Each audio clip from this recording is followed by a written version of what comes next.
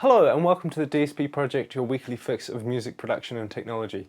I'm your host Rupert Brown, and this week we are reviewing the Sonnox SuprEsser.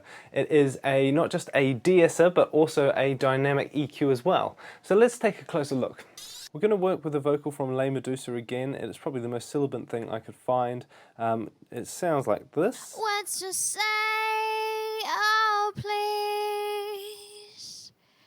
let me stay. So as you can see, the S's kind of sizzle through there. There's actually three versions of the plugin. One is the sort of standard one we're going to be using today, which is fine for de-essing duties. There's one with a larger buffer size, which is you're required for more accuracy when working in the low end, and then there's one which is a shorter one if you want less delay coming from the plugin. So quickly walking through, we've got the input monitor side on the left, which shows us obviously how much level we've got coming in where we can trim it. We can listen to the entire mix, what's just inside our band of frequencies that we're controlling, and then what's just outside the band of frequencies that we're controlling. This controls the filter options down the bottom here, so we can set the width of the filter and the slope. Obviously we want a nice sharp slope for de-essing duties, and the frequency here, which you can also see is controlled by this nice slider. Now one of the nice things is you get lots of visual feedback, so it's very easy to sort of quickly channel in on where the S is and sort of start doing something about it. So if we start playing something, you'll get to see we've got like a spectrum analyzer in the background. Let's just say, oh please, let me stay. So another thing to note, there's a few bits going on here. You'll see this one red vertical line come up that shows us the loudest peak point inside of our filter band there, which is really important. And also the red pushing down visually shows us the amount of gain reduction that's been done inside of that band. So I'll just carry on. Let's just say, oh please, let me stay a while. Let's just say. So it's already starting to do a good job just straight out of the bat like that, and I've basically done nothing, and it's already working. We'll just bring it in and out so you can hear the difference that it's making. Let's just say, oh please, let me stay a while. Let's just say, oh please, let me stay a while. Let's just say, oh please. So already an improvement there. You've also got this more button here to access more parameters. Now I don't think that this is really necessary for de-essing duties, but when you start getting into dynamic EQ territory, you want to do a bit more with it. This is where these controls come into play. So first of all, we've got mode. We've got band and wide for the trigger, and basically what that means is rather than the threshold normally is inside of this band, the threshold is triggered by the entire frequency spectrum. And the same goes for the audio, is where the compression's applied. So if we've got on band, it's only applying compression to inside of the band, whereas if we have it set to wide, it's compressing all the frequencies. So if you have the trigger and the audio both set to wide, it's now behaving basically like a standard compressor would. The level tracking is quite a good little trick as well. You'll notice that the threshold line sort of moves up and down as the quieter and louder passages of the audio go through. So I'll just play it now. Let's just say, you see this line here shows us our threshold. Let me stay. So if it's going to be a lot more dramatic, obviously, if you have like a soft passage and then a loud chorus.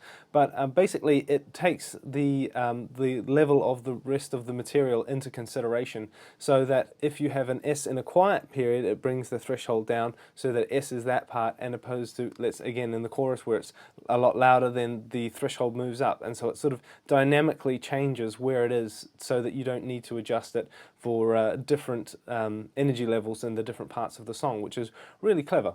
Moving over, we've got the attack, hold and release standard sort of compression settings, which again on de-essing duties I think you want to have a sharp attack, little hold and a quick release, because again you want it to just snap in and out on the S.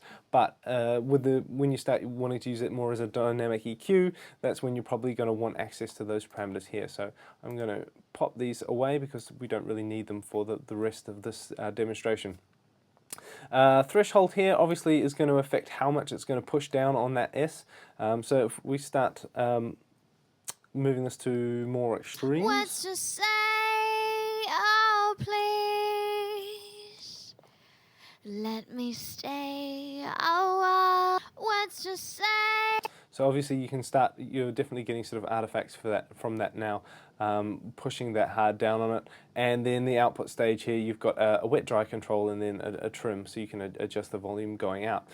So let's just carry on with this and see if I can get a little bit tighter. Another cool thing is, sorry, you can actually zoom in and out, so you can really get close. Let's just say, oh please. And let's adjust the width Let of me the band. stay a while. Let's just say, oh please. Let me stay a while. Let's just say, oh please. Let me stay a while. Let's just say, oh please. Let me stay a while. Let's just say, oh please. So you can see there we're just taking a very tight band, and it's a very nice, clean, transparent way. It gets rid of a bit of that nastiness in the S, but there's not really much of a footprint on the audio as a result of that. So quite impressive, really. As you can hear, this gives some very professional results. I was really impressed at what a transparent job it does of de-essing, especially compared to homebrew techniques I've tried in the past, including really sharp EQ adjustments, but that obviously leaves quite a footprint on the sound, or using a compressor with a sidechain input and then EQing the sidechain input to just the S frequency, so that only when that S frequency is really hit does it sort of hit the threshold on the compressor, which pushes the mix down. But even doing that, it's a full band compressor, so it's pushing the whole frequency down, as opposed to how the SuprEsser is just pushing the treble frequency down. So it basically walks all over any of those sort of those techniques for de-essing. The only thing I've seen that comes close is something like a Weiss DS1 de-Esser, like what's used at fluid mastering, and that's a very expensive piece of hardware. So in comparison, the Sonnox SuprEsser comes in at about £180. So if you need a serious professional plug-in de-Esser, then I think this is definitely got to be on your short list. I couldn't really fault it, to be honest. As well as being a dynamic EQ, of course, you can do a lot more than just de-essing with it as well. That has been my review of the Sonnox SuprEsser. If you have any questions on it, please head down to TheDSPproject.com and leave a comment underneath this video. While you're there, you can also subscribe and get a new video each week. If you would like to email me directly, you can send a message to inbox@TheDSPproject.com. And also don't forget, we've still got a competition going. If you would like to win the awesome Impact Twin, it is an audio interface made by TC Electronic. I did quite a long review on it, so if you want to check that out and find out a bit more about it, see it there. But if you want to win it, head down to TheDSPproject.com/win. There's 2 simple steps. It's super easy. It will only take you do it in under a minute, and then you will be in the draw. So you might as well give it a go. That has been it for this week, though. I will see you next week.